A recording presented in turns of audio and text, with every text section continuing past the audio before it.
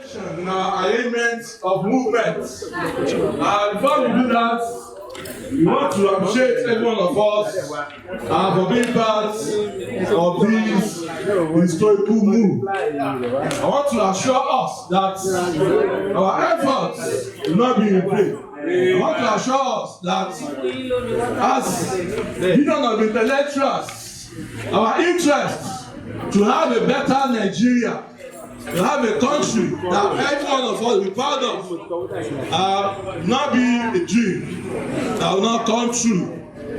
On this note, I want to implore us to move to the auditorium. When we get to the auditorium, we have other speakers to address us, and from there we have our press conference, and where will also give us protest rally and special congress. So, what do you think you want this rally to have an effect? Which effect? It is to have further effect on the federal government.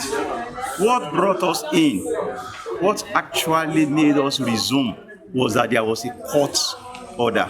We don't behave as intellectuals. We don't behave like the federal government, who will not respect court orders. We have decided to respect the court order. But then we want the whole world to know that it is not that the federal government has done what we are asking for that made us resume. We are just respecting the court order. How they got into the court to give such this thing, we don't know. We appealed, right? And the appeal said that we should first of all go and resume before they continue the case. And I was asking somebody if the court had asked somebody, go and hang this person to death, and then he appealed, then the appeal court will now say, first of all, go and die and come back and listen to the case. Is it possible? So you see why our appeal should have been, they should have taken care of that first, but they decided to force us to go and resume. Fine, we have resumed, but you can force a horse to the stream. You can't force it to drink. All right, sir. First of all, yeah, you made mention in your speech that you are lamenting that you're under a federal government that doesn't care about education. Yes. So yes. You see, when you look all over, let me give an example of what is happening to me personally. The UNESCO approval from there, or suggestion which has been hammered upon several times, is that for an effective teaching, one student to 25 in science classes, one student to 20 in, to 20 in science classes, to 25 in technical courses, and one student, I'm putting it the other way, 30 students to a lecturer in the humanities, 25 students to a lecturer in the technical areas, the engineering and all the rest, and 20 students to a lecturer in sciences. Now, look at what is happening here. As I am standing before you, before we went on strike, I was handling a 300 level course that have 250 students, when I'm supposed to be teaching only 25. Can you imagine that? 250 students when I'm supposed to teach. Now, federal government, employ more lecturers. We are not saying employ more. They say they have no money, they can't. Okay, you pay me for the remaining 220 that I'm handling. They say, okay, we will pay you. That is what you hear when they say EAE. They didn't pay it. Am I a slave? Can you imagine that? Am I a slave? That's a part. Build more lecture rooms. They refused. In a class where I'm supposed to be teaching just 50, you will see 200 students crowding around me. Is that normal? It's abnormal. So we are saying that we will leave all these things as they are. If we do not talk, it is the students and the parents themselves that will eventually suffer it.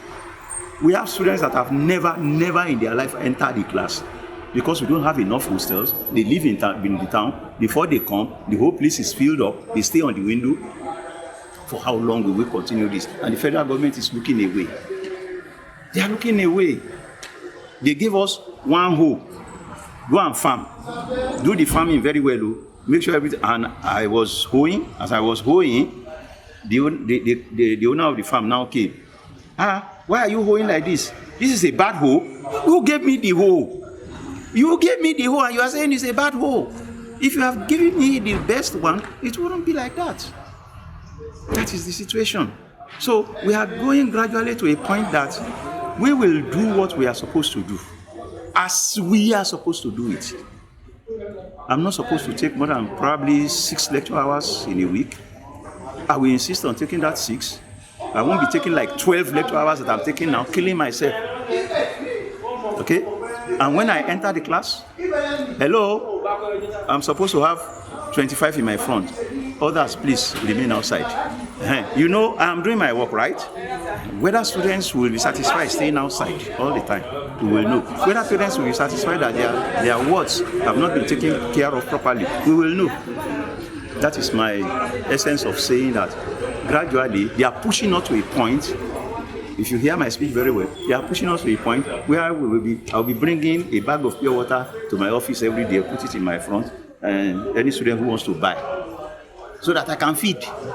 That's what they are. They want to turn us into what they turn public primary and public secondary schools to, which is not acceptable. This is a university. A university education is not supposed to be there. If you go abroad, go and look at them there. That's why most of our children that are going abroad are receiving awards and certificates there, because they cannot do it, they cannot have it well enough in their country. The way it's supposed to be taken in their country, they can't. So where do we go from here? That is it. Yeah, thank you, sir. Your name, sir? I am the Olumori. It's Olubo the Olumori. Okay, Olubo the Olumori. Thank you. Sir. I know what you want to hear. Our politicians in the First Republic will be able to articulate that. But for me, I don't think we have what we can say, this is the Nigerian dream, because of several divisive tendencies. And look at the trade union in US, in Great Britain. They now share their ideology with political parties. You find in USA, Democratic Party. In Great Britain, we'll talk about Labour Party. They share ideology with labor unions. But if we talk about the success of political democracy, of the press conference here is casualization of intellectual workers in Nigeria, prelude to our response. Comrades, compatriots, and gentlemen of the press, all protocols duly observed. For the past few weeks, you observe that members of the academic staff union of universities, ASUU, in all our branches nationwide, have been forced again to come out to the public in protest of the Syria injustice. Syria injustice that we have suffered in the hands of the current leaders of Nigerian states. We are aware of all of these injustices in various ways. As a union of intellectuals, which is established on the doctrines of equity and justice, our struggles over the years have been motivated by our belief in the universal principle, which not only sees education as right of citizens, but also as a critical tool to development and transformation of any nation or any economy in the past or in present. Unfortunately, our patriotic commitment towards the positioning of our nation to meet global education standards in order to foster development and bridge the gap of the infrastructural deficits that have run down the nation. Despite this effort, the government has continued to turn deaf ear, and all of our engagements, our agitations, has continued to meet with stiff resistance from the leadership of our country. And you will recall, gentlemen and ladies, that our union was forced to embark on an industrial action which lasted for about 8 months. The action came about after the union has utilized several mechanisms. After we have utilized several options, we have made several efforts to make sure that the government yields to our demands. But after all of these efforts, we are left with no option but to embark on an industrial action which lasted for about 8 months, which is targeted to press home some key demands of the union, which are aimed at positioning tertiary education in Nigeria in line with the global minimum standards. The demands that we have been asking from the government for record purpose, they include the release of the revitalization fund to the public institutions in the country. This is one of our agreement with the federal government. The revitalization funds are funds promised by the government that will be released on a yearly basis to revitalize the university in terms of bringing more new buildings, classrooms, equipping the libraries, having a conducive office and general working environments for the students and the staff of the university. And that is what we tag the revitalization funds. Part of it is also the release of white paper obligation panels to provide to public universities, which are enough for the government to convene.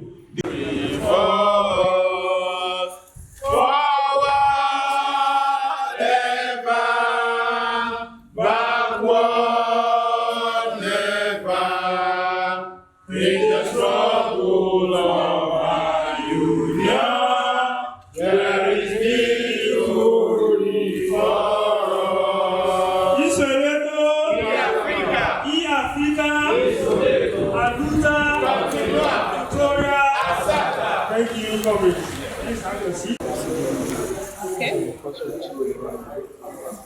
Dr. Foluke Aliyu, English Department. This